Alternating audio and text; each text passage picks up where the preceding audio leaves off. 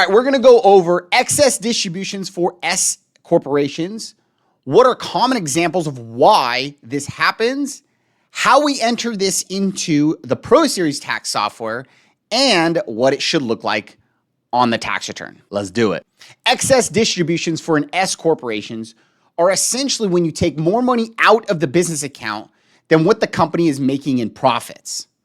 First question is, how exactly can you take out more money than what you made? Well, two common examples that we see are essentially if the company gets a loan and then they use some of that loan for personal purposes, or they buy equipment or a vehicle on a loan and then we get this big depreciation expense year one, like Section 179 or the bonus depreciation.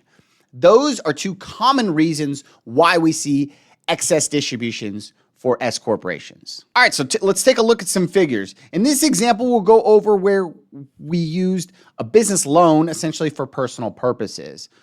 Let's say here, company makes $100,000, they spend $50K, bottom line, they got $50K in income. However, they pulled out $90,000 out of the business account. How do you do that? Well, they got a loan for $500,000. They got cash in their business account, a whole lot more than what they just made, right? So they pulled out this $90,000, obviously more than what they made. Excess distribution. It's the difference between what they made and what they actually pulled out of the account. $40,000. In our next example, let's say, for instance, we bought a car all on a loan. We didn't put any money out of pocket, okay? Same exact figures as before, $100,000 in, $50,000 out. Bottom line, we got $50,000 for the business. However, for tax purposes, we're allowed to depreciate the car. So let's say we take a big $31,000 depreciation expense. Now for tax purposes, we have a $19,000 bottom line. We got the car we bought on a loan, $50,000, took the $31,000 depreciation. However, we pulled that money out that we actually made, that $50K, because we got it in our account, right? We pulled the $50K out. There is excess distributions because our net income is less than what we pulled out. The difference between our net income for tax purposes and what we pulled out is that excess distribution. All right, I'm just gonna kind of quickly go how we get this into the software on ProSeries. I'm assuming Lacert looks very similar to this as well. So on the 1120S, the page one here, right, we're gonna have gross sales of $100,000. We're going to have expenses of $50K. Our bottom line is $50K. This is the example of where we got the loan and we used it for personal purposes, okay? Now, on our balance sheet, we had the $500,000 come in as a loan. However, we used some of that for personal purposes. So what we have left over is the $460. And if we scrolled up here on that page 3 through 5, we would do the distributions of the $90,000 more than what we made, right? Because we got the money on the loan. And then we're going to record the loan, the $500,000. But now our balance sheet is off because, again, we pulled more money out than what we made.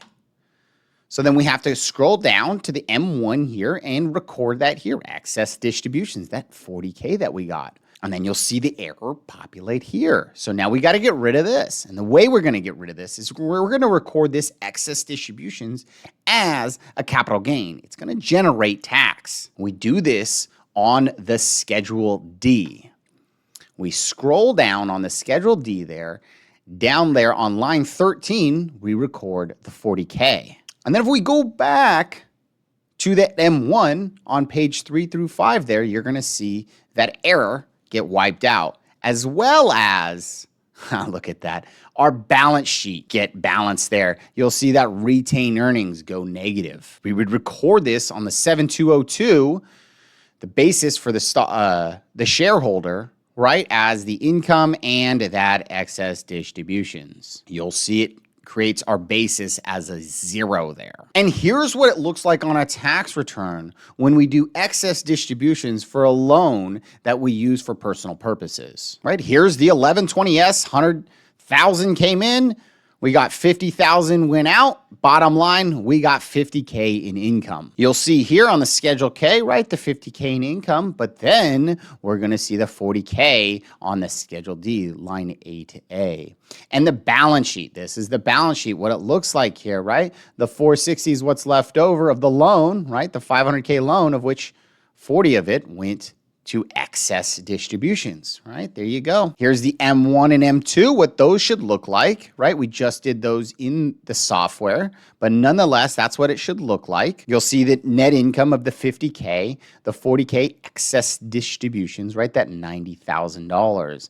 And the M2, right? Recording again, those figures. Here's that Schedule D where you'll see that excess distribution populate right there, 40K capital gain. And there it is on the K1, what it should look like. You'll see the 50K as ordinary income and then the 40K as capital gain. So you will get taxed on the total 90K here. You'll see that distribution also in box 16 there. And there you go. There's the stockholder basis, again, reporting those figures. All right, now here is how we input this into the software, excess distribution, using the example of where you get a loan for a vehicle or some type of equipment, and we get that year one big depreciation. We're going to do the basics, income, 100K, page 1 there. Then we're going to input that asset, right? That car that we bought to get the depreciation, that big depreciation, right? Here we go. We're going to have a big car. 50K is what we got. Let's say we get that qualified property bonus depreciation there. The one that's super popular online. Here we go. And look at that. We get a big depreciation expense, 31K of the 50K year one. You'll see this on the depreciation report, right? There you go. Look at that plus sign right there. 30K is that bonus plus the 1,000 in the, I guess, normal depreciation, if we want to call it that. We would then record this in QuickBooks as a journal entry to make sure we get this to populate on our financials. We're going to debit depreciation and credit accumulated depreciation for the vehicle. And there we go. Now we'll see on the front of the 1120S page 1 there, we'll get that depreciation. And then we record the 50K in expenses there. So we got the 50K expenses. We got the 31K in depreciation. That brings that 100,000 gross down to $19,000. And this will now tie with our QuickBooks since we made the journal entry. Now to populate the balance sheet, right, we have essentially no cash left. We took everything out, okay? And we need to record the vehicle itself, right? 50K is what we bought it for. We took the depreciation, accumulated, right? 19 is what's left over. And now at the second half of the balance sheet, we would have that $50,000 loan for the car recorded there. And then we got to scroll up and record the distribution of the 50K. Now, once we do that, we're going to see, right, there's a little sad face. Oh no, excess distribution is what happened here. So let's fix this, the 31K. To fix this, we got to scroll down to the M1 and record that excess distribution. It's going to populate an error here at the bottom, right? There it is. And to fix this, we're going to report now the excess distribution to be taxable as a capital gain on Schedule D. This is exactly what it is, Schedule D. There it is, capital gain, 15% rate. Boom. And voila, fixes our balance sheet there. We're happy, and it fixes our M1. And then we would record this for the basis of the shareholder, right, as such. And you'll see that brings the basis to a 0, or in this case, keeps it at a 0. There is no need for a journal entry for this excess distribution to report the capital gain. This is strictly just for tax purposes. All right, so let's take a look at what excess distributions looks like when you got a vehicle on a loan and we took a big year one depreciation. Here we go, 1120S, voila, 100,000 comes in. We have 31K, let's see this a little better, in depreciation, right? That bonus year one depreciation. And we got the 50K in expenses. Net bottom line, 19K there. Schedule K, we're going to see that 19K ordinary income, and we'll see that excess distributions reported as a capital gain there, $31,000, as well as our distribution down here of the 50,000. And here's what we'll see on the balance sheet, right? Schedule L. The vehicles reported there, 50K is what that thing costs. We took the big depreciation. That's what's left over for our basis in the car. And then we have the 50K of the loan that's out there for that car. And then there's going to be that negative retained earnings, essentially our excess distribution. And then the bottom line, right, the 19K to tie these both together. M1's going to essentially report the same kind of stuff. 19K is what we got on the books. We know 31,000 excess distribution. And there it is, 50K. And again, the M2 is going to show kind of just the same thing. We'll see on the Schedule D, down at the bottom there, that 31,000. Let's zoom in there a little bit.